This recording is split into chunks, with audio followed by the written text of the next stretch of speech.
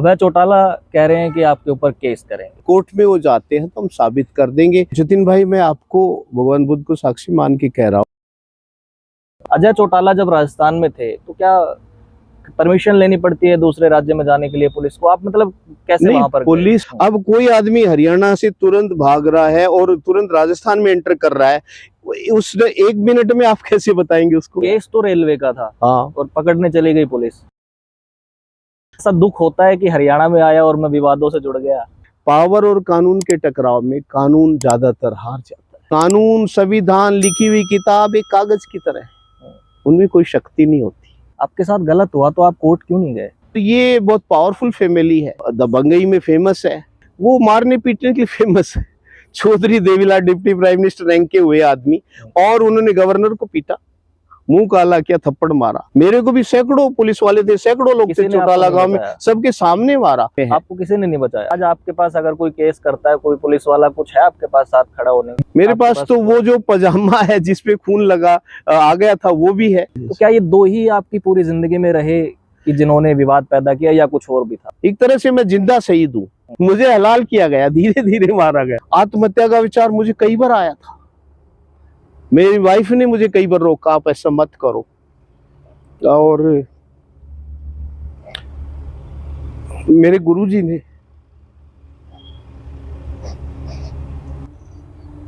भगवान बुद्ध ने मुझे बचा लिया। दोस्तों नमस्कार, मैं आपका यार जतिन पत्रकार। आज रिटायर्ड आईपीएस आरएस यादव के पास मैं पहुंचा हूं क्योंकि काफी चर्चा में फिलहाल ये है हरियाणा में।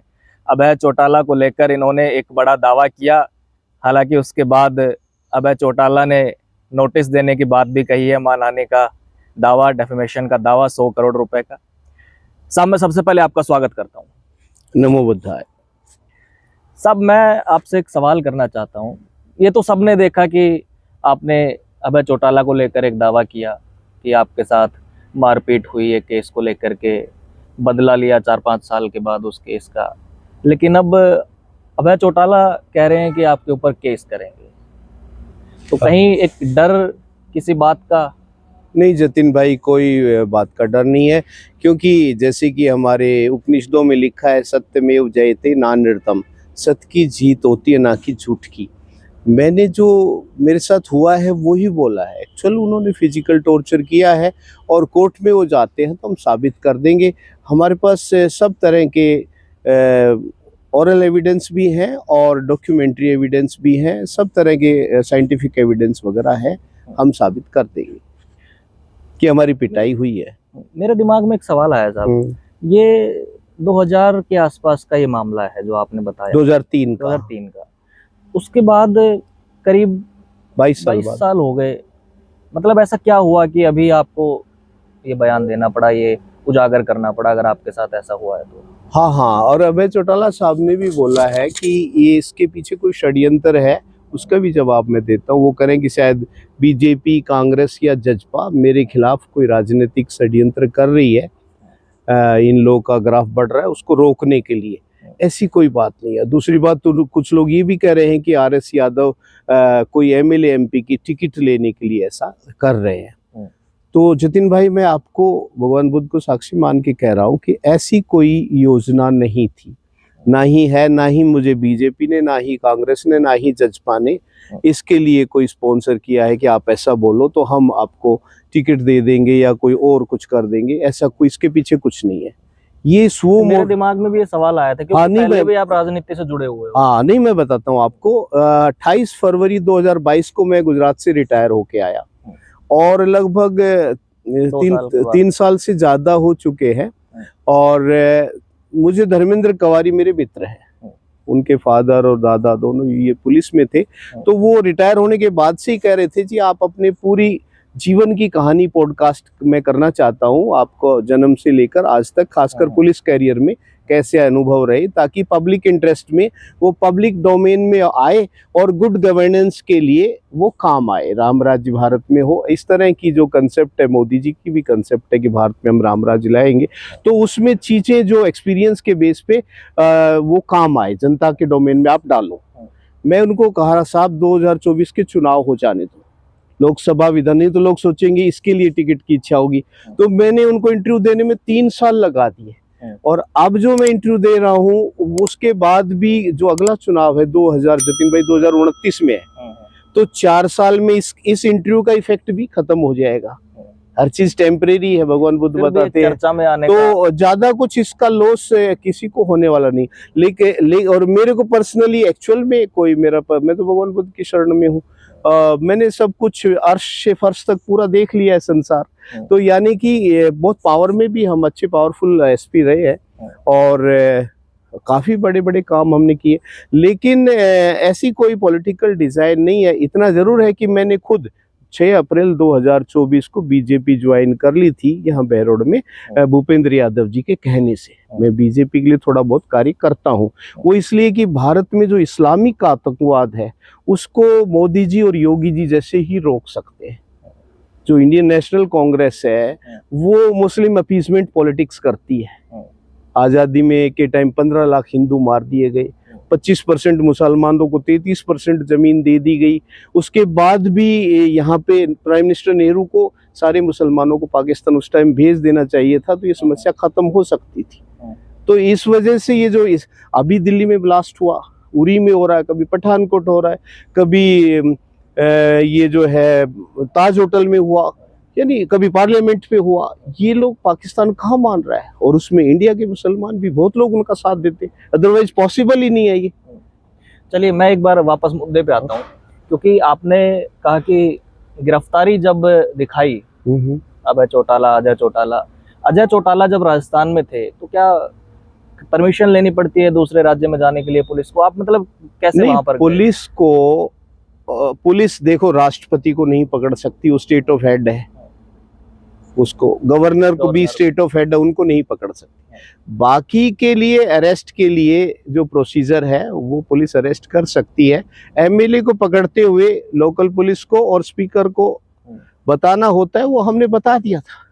राजस्थान के जो स्पीकर थे विधानसभा के, उनको मैंने बता दिया था, और लोकल पुलिस को हमने अरेस्ट करने के तुरंत बाद बता दिया था।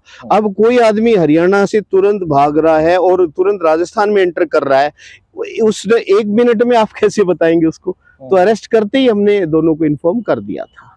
लेकिन ऐसा कोई नियम नहीं है कि आप पूरी धरती पे क्रिमिनल कहीं भी हो जतिन भाई, पुलिस उसको अरेस्ट कर सकती है।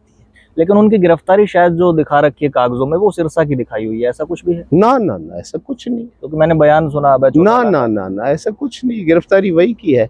एक्चुअली वो जो अभय चौटाला साहब को हमने जज साहब के घर से पकड़ा था, और अजय चौटाला जो उनके बड़े भाई एमएलए, उनको हमने फफड़ाना गांव है एक राजस्थान का, वहां से पकड़ा था। सब कुछ ऑन रिकॉर्ड है, रेलवे पुलिस में रिकॉर्ड है, सब कुछ। अब तो वो क्योंकि रास्ता रोका, वो केस खत्म हो गया। केस तो रेलवे का था, हाँ, और पकड़ने चली गई पुलिस, तो रेलवे पुलिस को जाना चाहिए। नहीं, रेलवे पुलिस में वहाँ जो जीआरपी की पुलिस स्टेशन है, उसमें एक पुलिस स्टेशन में 20-30 आदमी होते हैं, और ये बहुत पावरफुल फैमिली है। चौधरी देवीलाल का परिवार, और डिप्टी प्राइम मिनिस्टर रहे, मुख्यमंत्री चौटाला साहब रहे हैं, ये खुद एमएलए थे अजय चौटाला साहब, और दबंगई में फेमस है। तो वो रेलवे पुलिस वाले जो है एसपी साहब ने डाबरा ने कहा, सब हमारे को लोकल पुलिस का सपोर्ट चाहिए, वारंट उनके निकले हुए थे, सब कुछ था, तो आप हमें लोकल सपोर्ट दे दो और गिरफ्तारी में मदद कर दो। गिरफ्तार में मदद करके तो फिर आगे हम कार्रवाई हम कर देंगे। तो हमने उनको लोकल सपोर्ट जैसे पुलिस देती है वैसे ही दिया था। अच्छा, कुछ ही समय के लिए आप हरियाणा में रहे, 2-3 जिलों में आपने काम भी किया। यस। ऐसा दुख होता है कि हरियाणा में आया और मैं विवादों से जुड़ गया? वैसे तो गुजरात में भी रहा है आपका। एक्चुअली जतिन भाई, पुलिस की जो जॉब है वो बाय नेचर ही कॉन्फ्लिक्टिंग है। कॉन्फ्लिक्टिंग यानी कलेश से भरी हुई है, परेशानी से भरी हुई है। एक तरफ कानून कई बार कहता है कि ऐसा करो, ये बंदा पकड़ने लायक है कानून के हिसाब से, जैसे अजय अभय की गिरफ्तारी इट वाज, लेकिन ये पता है कि बाद में कभी पावर में आके बदला भी ले सकते हैं। तो पावरफुल लोगों को पकड़ने में काफी बाद में पुलिस को व्यक्तिगत रूप से भी जो ऑफिसर करते हैं कार्रवाई, उनको झेलना पड़ता है, जैसे मुझे झेलना पड़ा। कई जगह पावर और कानून का टकराव है, तरह तरह के टकराव होते हैं, और आमतौर पे ऐसा देखा जाता है पावर और कानून के टकराव में कानून ज्यादातर हार जाता है, जैसे कि मैं हार गया। ये बड़ी बात है, आपने पहले भी मुझे ये कहा यस यस। मैंने बयान आपको सुना था और अब भी कह रहे हैं। तो क्या ये कानून कमजोर है या ऐसा क्या है कि कानून, क्योंकि सब तो न्याय कानून पे तो टिका हुआ कि न्याय एक्चुअली होगा। कानून प्लेटो ने कहा है, कानून संविधान लिखी हुई किताब एक कागज की तरह है, उनमें कोई शक्ति नहीं होती। उनको जो लागू करने वाले बंदे हैं मैन, उनमें शक्ति होती है।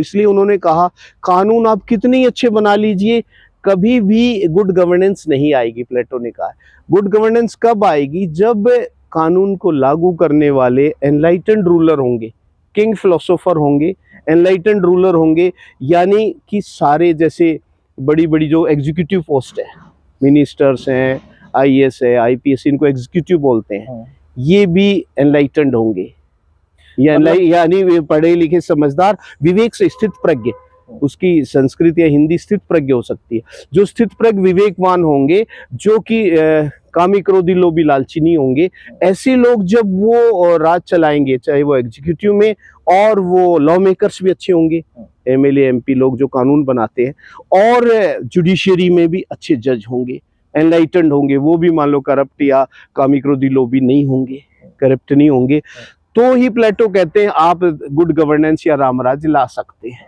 तो अदरवाइज नहीं आएगा, कानून बदलने से कुछ फर्क नहीं पड़ेगा। तो आपके मुताबिक सत्ता भारी पड़ता है एक तरीके से पूरी ब्यूरोक्रेसी पे? यस यस, इसमें कोई डाउट नहीं, क्योंकि संविधान में जो बना रखा है, प्रजातंत्र में सारी ताकत प्रजा को दी गई है। प्रजा चुने अपनी ताकत 5 साल के लिए चुने हुए नुमाइंदों को दे देती है, वो कानून भी बनाते हैं और वो एग्जीक्यूटिव भी हैं, और वो लॉ मेकर्स और लॉ एनफोर्समेंट दोनों उनके पास है, मंत्री भी हैं वो, और वो कानून भी वही बनाने वाले हैं।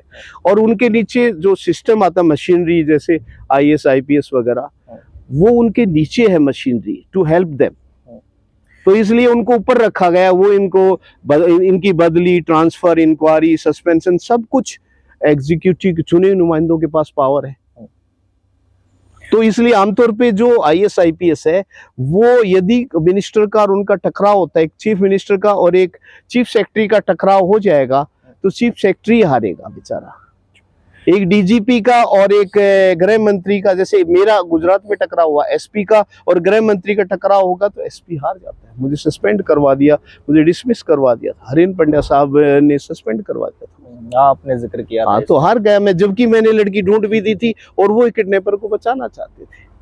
तो मैं आपसे एक सवाल और करना चाहूंगा, और मेरा सवाल इसलिए भी है क्योंकि आपने जो आरोप लगाए वो काफी गंभीर है, जो आप दावे कर रहे हैं, और उनसे कहीं ना कहीं डायरेक्टली एक नेता की छवि पर भी और पूरे हरियाणा पे इसका असर पड़ता है। जितिन भाई, वो कोई, जिस परिवार को आप जानते हैं, वो मारने पीटने के लिए फेमस है। Chaudhary Devilal deputy prime minister rank के हुए आदमी, और उन्होंने गवर्नर को पीटा, मुंह काला किया, थप्पड़ मारा, सबके सामने मारा, चौड़े में मारते हैं ये। मेरे को भी सैकड़ों पुलिस वाले थे, सैकड़ों लोग थे चौटाला गांव में, सबके सामने मारा। बहुत ज्यादा जब बेहोश हो गया मैं, तो फिर खुद मंजीत अलावत और ये जो दूसरे बंदे थे, समेराम कौशिक, ये बोले साहब ये मर जाएगा, हम सब फंस जाएंगे, पुलिस कस्टडी में है। आपको किसी ने नहीं बचाया? किसी ने, लास्ट भी इन्होंने ही बचा, इनको ही दया आ गई। तो आज आपके पास अगर कोई केस करता है, कोई पुलिस वाला, कुछ है आपके पास साथ खड़ा होने के लिए? बहुत है, बहुत लोग मेरे पास है जो कहते हैं साहब हम बोल देंगे। यदि कोर्ट में मामला जाता है कि हमारे साहब ने पीटा, मेरे पास तो वो जो पजामा है जिसपे खून लगा आ गया था वो भी है, और सरकारी डॉक्टर ने मेरा मेडिकल करने से मना कर दिया कि साहब मुझे डायरेक्शन है कि मेडिकल नहीं करना, आप भी इसमें पंगा मत लो, आप चुपचाप अपने रहो। और प्राइवेट से मैंने मेडिकल करा दिया, तो वो भी है मेरे पास। आपने अब तक वो रखा है? मैंने ये इंटरव्यू उन पे कार्रवाई के लिए नहीं, कार्रवाई में करना ही नहीं चाह रहा था। मैंने इसको एक समझ के, बुरा सपना समझ के, और कि भाई चलो मेरे किसी कर्म का फल होगा, ये समझ के मैं भूल गया था। ये तो संस्मरण में मैं, उन्होंने महेंद्र, अपने धर्मेंद्र भाई को, कवारी को मैंने बता दिया, ऐसा हुआ, पूरी कहानी है उसमें।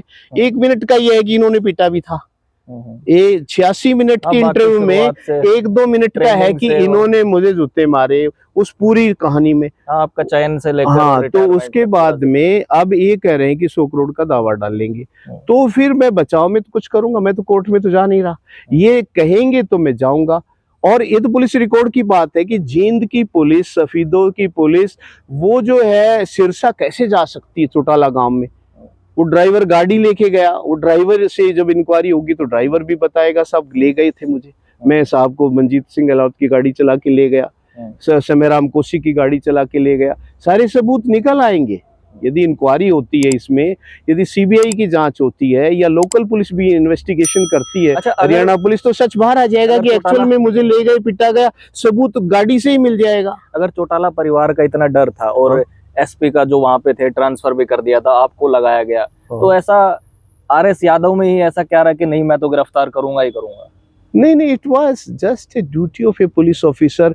इनको उस केस में मैंने तो कोई और पकड़ा जाना, कोई किसी और ने गिरफ्तार करना था और उस पे ये कार्रवाई होती।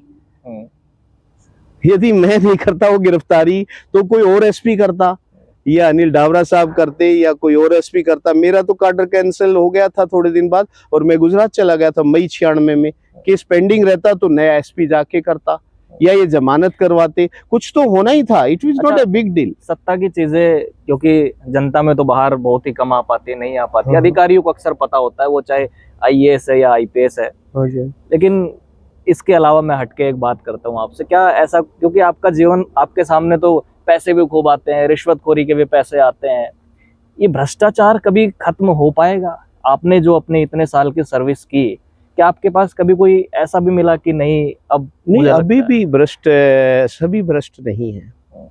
भ्रष्टाचार आप चाहे वो राजनीति में हो, चाहे आईएएस आईपीएस है, चाहे जुडिशरी में है, सभी लोग करप्ट नहीं है। आपके पास और अभी मैं क्योंकि सिस्टम में रहा हूँ 33 साल, तो मैं ये जानता हूँ कि नेताओं में बहुत ईमानदार नेता है।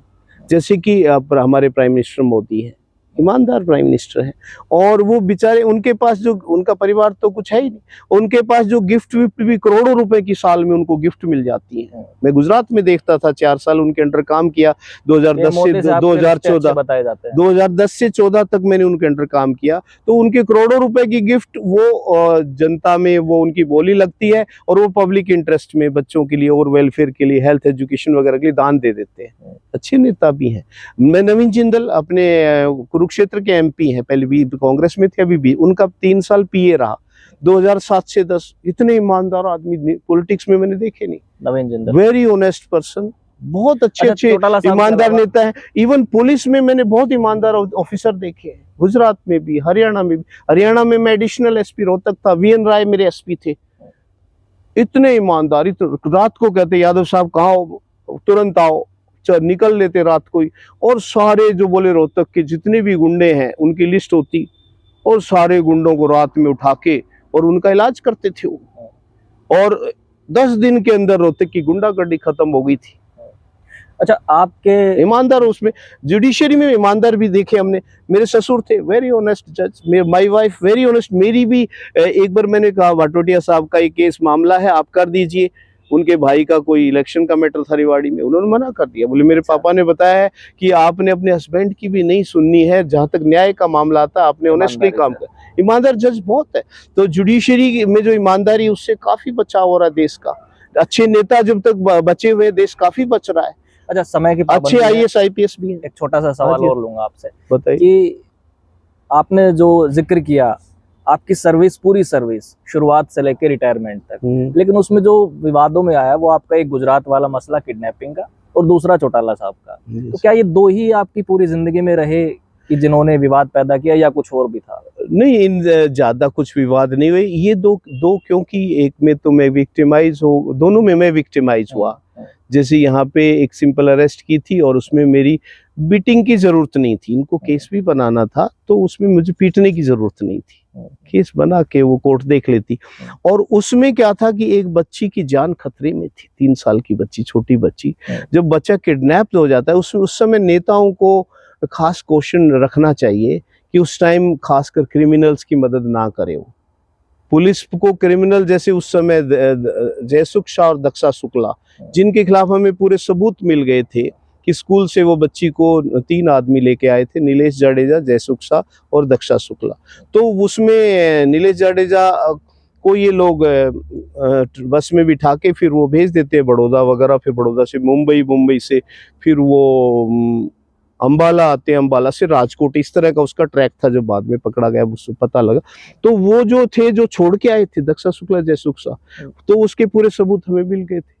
तो जब बच्चा और लड़की को लेके नीलेश जाडेजा चला गया, तो पुलिस क्या करेगी, और उनके कौन हेल्पर थे, क्या थे? मेरा सवाल थोड़ा सा अलग था। हाँ, ये बताइए। केस का जिक्र आपने किया, हाँ जी, दोनों केस, ये ओके। पूरा हरियाणा, पूरी यस, जनता देख रही है। मेरा ओके। सवाल ये है, क्या चौटाला साहब और जो किडनैपिंग का केस गुजरात का रहा, इसके अलावा ऐसा भी रहा कि मैंने किसी का आदेश नहीं माना तो मुझे ट्रांसफर मेरा कर दिया गया? हाँ, हुआ ऐसा। जैसे जींद में मैंने मांगेराम गुप्ता जी की कुछ बात नहीं मानी तो उन्होंने मेरी बदली करवा दी थी। मैंने, वो फाइनेंस मिनिस्टर होते थे चौधरी बरनलाल के टाइम में, और जैसे जब उसके बाद सोनीपत मुझे बदला, सोनीपत में जैसे मैंने धर्मपाल मलिक साहब की, सुधा मलिक साहब की कुछ बातें नहीं मानी थी तो उन्होंने मेरे को बदली करवा दी। SPCID पंचकुला था जब मुझे सिरसा लगाया गया। ऐसा होता है, पुलिस पे दबाव बनते हैं, करते हैं, लेकिन मैं बोल देता था कि सब मैं मर्डर, किडनैपिंग, डेकोइटी, एक्सटोर्शन वगैरह ये जो हीनियस क्राइम है, इसमें मैं किसी की सुनता नहीं हूँ। यदि हम पुलिस इसमें सुनने लगेगी, जुडिशरी इसमें सुनने लगेगी नेताओं की, तो the machinery will break down. अभी ऑलरेडी इंडिया में criminal justice system is failed almost, क्योंकि आप देखिए कन्विक्शन रेट हमारा 25% है मर्डर और रेप में, यानी 100 कातिल में हम 25 को सजा दिला पा रहे हैं। अच्छा, आप 100 रेप में से हम 20-25 को ही रेपिस्ट को हम सजा दिला पा रहे हैं। व्हाई? आपके साथ गलत हुआ तो आप कोर्ट क्यों नहीं गए?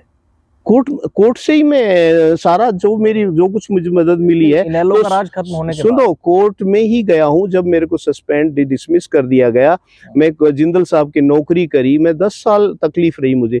2000 में सस्पेंड हुआ, 2010 में मैं दोबारा नौकरी में आया, तो कोर्ट कैट ने ही मुझे वापस नौकरी दी। कोर्ट ने ही मेरा जो है, जज साहब ने मेरा वो केस खत्म किया जो चौटाला साहब ने बनाया, वहाँ मैं एक्विटल में हुआ, वहाँ मेरा बाइज्जत बरी हुआ, और उसके बाद सारा मामला कोर्ट ने ही किया है। ये जो आप बता रहे हैं चौटाला साहब के खिलाफ मैं मानहानि का दावा डाल सकता था, और जहाँ तक ये बात है, मैं पुलिस को भी, मैंने जज साहब को, पुलिस को, सबको बता दिया था। इवन कांग्रेस रिजीम आया, उसमें भी मैंने, अब SP साहब थे, मलिक साहब, उनको बयान दे दिया था मैंने, साहब ऐसे ऐसा जुल्म हुआ मेरे पास। लेकिन इन पे शायद उस टाइम का जो कांग्रेस रिजीम था, उसकी चौटाला साहब के परिवार पे एक्शन लेने के लिए पॉलिटिकल विल नहीं थी शायद। मेरे बयान के बाद भी उन पे कोई कार्रवाई नहीं हुई है। मेरा आखिरी सवाल, कांग्रेस रिजीम में, अब चौटाला साहब ने पूछा, जिंदल साहब के PA थे, तब इन्होंने कार्रवाई क्यों नहीं की? मैंने बयान दिया है, मेरा बयान पड़ा होगा पुलिस रिकॉर्ड्स में, तो उस समय क्यों कार्रवाई नहीं हुई? चेक करो, आई रिटर्न। दूसरी बात, आपने कहते मानहानि का दावा क्यों नहीं किया? मानहानि के दावे में जो है उसमें पैसे की जरूरत होती है जतिन जी। जैसे आप 100 करोड़ का दावा डालो तो 10 करोड़ की शायद वो कोर्ट फीस वगैरह लगती है, 10 करोड़ का डालो तो 1 करोड़ की कोर्ट फीस। मैं तो हैंड टू माउथ था, मैं तो अपने बच्चे पढ़ाने के लिए नवीन जिंदल की नौकरी कर रहा था, और 3 साल नौकरी करी, और मेरी 1 एकड़ जमीन मेरी पैतृक बिक गई, जो मैंने मेरे भाई को बेच के ये घर बनाया। उसके अलावा 3 एकड़ जमीन मैंने मेरी पत्नी की बेच दी, वकीलों की फीस, ये वो। 10 साल में नो इनकम, ओनली एक्सपेंडिचर। तो उसमें मैं परिवार के एंगल से तो मैं फेल आदमी हूँ। देश सेवा में ये मेरा छोटा सा एक तरह का सेक्रीफाइस है, एक तरह से मैं जिंदा शहीद हूँ। मरा तो नहीं, शहीद पूरी तरह नहीं हुआ, लेकिन जिंदा शहीद। मुझे हलाल किया गया, धीरे धीरे मारा गया। आज भी मैं PTSD से सफर कर रहा हूँ, पोस्ट ट्रॉमेटिक स्ट्रेस डिसऑर्डर जिसको बोलते हैं, यानी ट्रॉमा से जब आदमी गुजरता है तो उसका बाद में भी उस पर असर रहता है, ट्रॉमा का पोस्ट ट्रॉमिक स्ट्रेस रहता है, टेंशन रहती है। तो भगवान की कृपा से भगवान बुद्ध की शरण मिल गई, जैसे उन्होंने उंगलीमाल डाकू को बचाया, ऐसे हमें भी बचा लिया भगवान बुद्ध ने। चलिए, समय की पाबंदी है, और वैसे आपकी कहानी पूरा देश, पूरी जनता देख रही है, सारी जनता देख रही है। मेरा आखिरी सवाल है, क्योंकि आज आप BJP में है, तो भविष्य में चुनाव लड़ने की इच्छा रखते हैं? चुनाव लड़ने के पास मेरे पास पैसे नहीं है मेरे भाई। इतना एक चुनाव लड़के हमने देखा, और 96 में मेरी वाइफ को मैंने लड़ा के देखा, just to experience what is politics, और उसमें पता लगा कि ये आजाद लड़ा था। लेकिन आई मीन इसमें खर्चा बहुत चाहिए। ये जो चुनाव लड़ना, पब्लिक को सारा उनका इंटरेस्ट को, जैसे तो उतना आई कांट अफोर्ड दिस। यदि पार्टी खुद अपने पैसे दे के मुझे लड़वाना चाहे तो BJP के लिए मैं कमिटेड हूँ, क्योंकि BJP ही देश में ये जो इस्लामिक आतंकवाद इसको रोक सकती है। उनकी इच्छा होगी कि वो लड़वाना चाहते हैं, और पार्टी इंटरेस्ट में वो मुझे फंड भी देते हैं, खुद लड़वाते, सब कुछ करते। मेरे पास तो क्या है, मेरा ये फिजिकल बॉडी, मेंटल बॉडी है, और मेरा समय मैं दे सकता हूँ। मैं दो चीजों के लिए डेडिकेटेड हूँ, मोदी योगी जैसे लीडर बीजेपी के लिए, और दूसरा भगवान बुद्ध के लिए। तो लोगों को ध्यान सिखाता हूँ, जिससे मेरी टेंशन दूर हुई है। जैसे मेरे को भी ये जो मर गए हैं एडीजी साहब, वाई पूर्ण कुमार साहब, कई पुलिस वाले मर गए आत्महत्या करके। आत्महत्या का विचार मुझे कई बार आया था, मेरी वाइफ ने मुझे कई बार रोका, आप ऐसा मत करो। और मेरे गुरुजी ने, समझ रहा हूँ, कोई बात नहीं, आप आराम से समय लीजिए, क्योंकि वो चीजें आपके दिमाग में अभी घूम रही होंगी, आप भावुक हो रहे हैं। भगवान बुद्ध ने मुझे बचा ली। सच की लड़ाई आप लड़ रहे हैं, और बहुत कम लोगों में ये ताकत होती है। मैं ज़्यादा समय आपका नहीं लूँगा। आंखों में आंसू हैं। रिटायर्ड आईपीएस अभय चौटाला ने मानहानि का केस करने का उन्होंने बात कही है, लेकिन कोई भय, कोई डर रिटायर्ड आईपीएस आरएस यादव के मन में कोई डर या भय नज़र नहीं आ रहा है। तमाम मुद्दों पर खुल के बात की है, और मैंने जब इनकी बातें सुनी तो मैंने सोचा इनसे बात करता हूं, और मैं इनके पास बात करने के लिए आज पहुंचा। आपके सामने सारी चीज़ें रखी हैं जो रिटायर्ड आईपीएस आरएस यादव ने दिखाया, और पूरी बातें आपके सामने रखी है। भविष्य में कुछ और अधिकारियों से, कुछ और नेताओं के साथ खास बातचीत चलती रहेगी।